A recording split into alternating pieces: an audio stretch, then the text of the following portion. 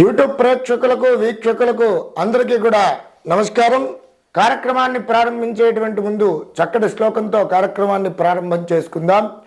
శ్రీ విద్యాం జగదాం దాత్రిం స్వర్గస్థితి లయేశ్వరీం నమామి లలితా నిత్యం మహాత్రిపుర సుందరీం చతుర్భుజే చంద్రకళావతాంసే కుచున్నతే కుంకుమారాగశోనే పుండ్రక్షపాశాం భుజపుష్పవానాం మస్తే నమస్తే జగదేకమాదా జ్ఞానానందభయం దేవం నిర్మలాస్ఫటికాకృతం ఆధారం సర్వ విద్యానాం హయగ్రీవముపాస్మయే.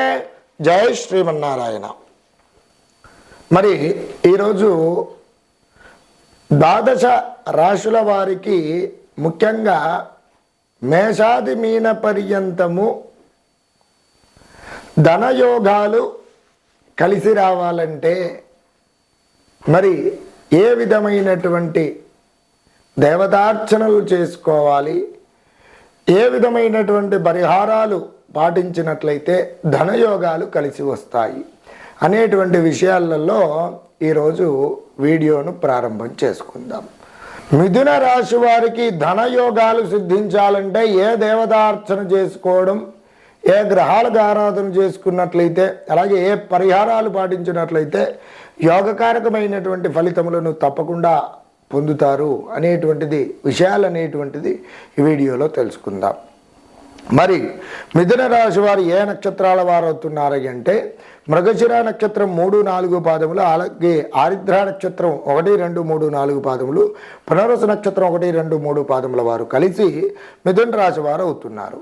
ఈ రాశి వారి యొక్క జాతక లక్షణాదులు కనుక గమనించినట్లయితే వీరు ప్రేమ ఆదరాభిమానములు అధికంగా కలిగినటువంటి వ్యక్తులుగా ఉంటారు.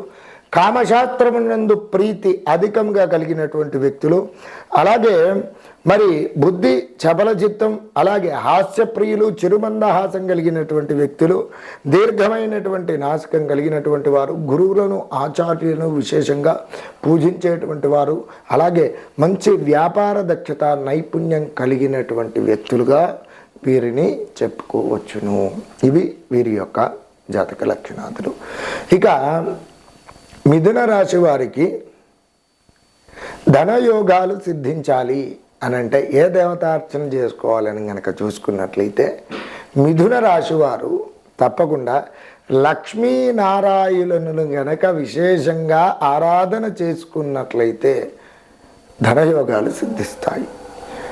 అలాగే మరి లక్ష్మీనారాయణుల యొక్క విగ్రహాలను కనుక ఇంట్లో ఉంచుకొని ప్రతి శుక్రవారము రోజున క్షీరాభిషేకం నిర్వహించి తులసీ దళాలు బిల్వపత్రాలతో గనక అర్చించినట్లయితే లక్ష్మీ ప్రాప్తి ధనయోగాలు అనేటువంటి తప్పకుండా సిద్ధిస్తాయి.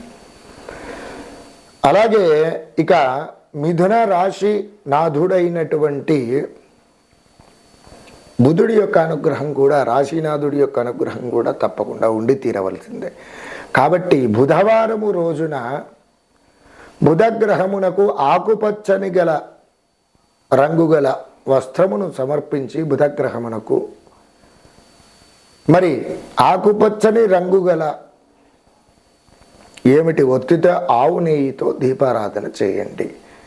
అదే బుధవారము రోజున పెసర్లతో కూడినటువంటి పిండి పదార్థములు, ఆకుపచ్చని రంగు గల ఏమిటి వస్త్రములు అక్కడ పేదలకు, వృద్ధులకు, బ్రాహ్మణులకు విశేషంగా దానం చేయండి.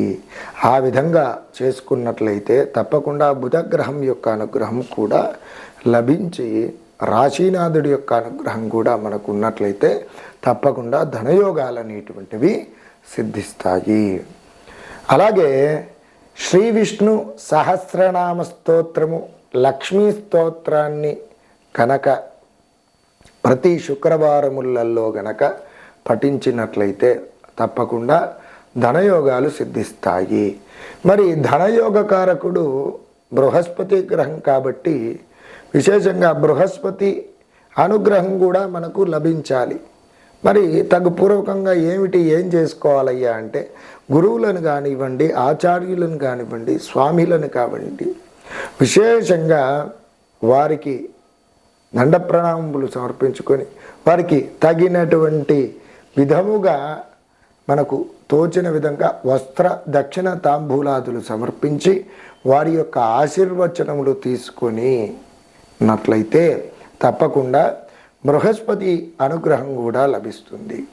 అలాగే మరి విశేషంగా నవగ్రహములలో బృహస్పతి గ్రహం అయినటువంటి గ్రహమునకు ఆవు నేతితో గురువారం రోజున పసుపు రంగు గల ఒత్తితో దీపారాధన చేసుకోవడం, పసుపు రంగు గల పుష్పాలు మరి అక్కడ బృహస్పతి గ్రహానికి సమర్పించడము, శనిగలు ఉడకించినవి కానివ్వండి మరి నానబెట్టినవి కానివ్వండి అక్కడ దేవాలయ ప్రాంగణంలో పంచడం, అలాగే ఆవుకు సమర్పించడం ద్వారా కూడా బృహస్పతి గ్రహము అనేటువంటిది మనకు శుభగ్రహంగా మారి ప్రతికూల పరిస్థితుల నుండి అనుకూల పరిస్థితులు ఏర్పడి తప్పకుండా ధనయోగాలు అనేటువంటివి సిద్ధిస్తాయి. విశేషంగా ధనయోగాలు సిద్ధించాలి అనంటే ముఖ్యమైనటువంటి మార్గము ఐశ్వర్యప్రదాత అయినటువంటి పరమశివుని ఆరాధన అనేటువంటిది శాస్త్రంలో ముఖ్యంగా చెప్పబడింది. మరి ఎవరైతే ఆర్థికంగా చాలా విశేషంగా లోబడి ఉన్నారో రావాల్సినటువంటి ధనం సకాలంలో రావట్లేదు. మరి ధనయోగం ఉంటేనే కదా ధనం అనేటువంటిది మన దగ్గర ఉంటుంది. ధనం అనేటువంటిది లేదు అని అంటే యోగం లేనట్లే. కాబట్టి ఆ ధనయోగాలు సిద్ధించాలి అని అంటే తప్పకుండా అందరూ కూడా విశేషంగా పరమశివుని యొక్క ఆరాధన విశేషంగా ముఖ్యమైనటువంటిది. ఆ పరమశివుని యొక్క ఆరాధన ఎలా చేసుకోవాలి అని గనక గమనించినట్లయితే విశేషంగా ఒక 9 సోమవారములను కూడా పరమశివునికి అభిషేకం చేస్తూ ఒక మంత్రం అనేటువంటిది మనం జపిస్తూ చేసుకోవాల్సినటువంటి ప్రక్రియ.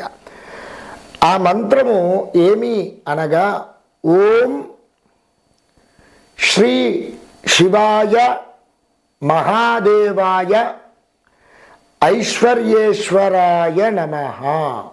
మరొక్క మారు చెప్తున్నానండి. ఓం శ్రీ శివాయ మహాదేవాయ ఐశ్వర్యేశ్వరాయ నమః అనేటువంటి నామాన్ని జపిస్తూ 9 శనివారములను కూడా పరమశివునికి అభిషేకం చేసినట్లయితే తప్పకుండా మీ యొక్క ధనయోగాలు అనేటువంటివి సిద్ధిస్తాయి. అలాగే మరి విశేషంగా ధనము గురించి పరితపించినటువంటి వాళ్ళు మరి శీఘ్రంగా అప్పులు అనేటువంటివి తొలగిపోవాలి, ఆర్థికంగా మంచి పురోభివృద్ధి సాధిస్తేనే ధనయోగం అనేటువంటిది ఉంటుంది. కాబట్టి అవి సిద్ధించడానికై పరమశివునికి గంధముతో బొట్టు పెట్టినట్లయితే చక్కగా లక్ష్మీ ప్రాప్తి కలుగుతుంది. లక్ష్మీ తాండవము అనేటువంటిది ఇంట్లో చేయడానికి అవకాశాలు చాలా ఎక్కువగా ఉంటాయి. వీటితో పాటుగా మరి విశేషంగా ప్రతి శుక్రవారమును కూడా 9 శుక్రవారములను కూడా ఆవు నేతితో ఎర్ర ఒత్తితో దీపారాధన మహాలక్ష్మి అమ్మవారి యొక్క చిత్రపటమును ఏర్పాటు చేసుకొని అక్కడ బిల్వ పత్రములతో అమ్మవారికి అష్టోత్తర శతనామాదులు గావించి విశేషంగా దానిమ్మ పండ్లు అమ్మవారికి నివేదన చేసి పాలు పచ్చకర్పూరం అనేటువంటిది నివేదన చేస్తూ కనకదారా స్తోత్రము 9 పర్యాయములు పఠించినట్లయితే ఆకస్మిక ధనయోగం అనేటువంటిది తప్పకుండా కలుగుతుంది.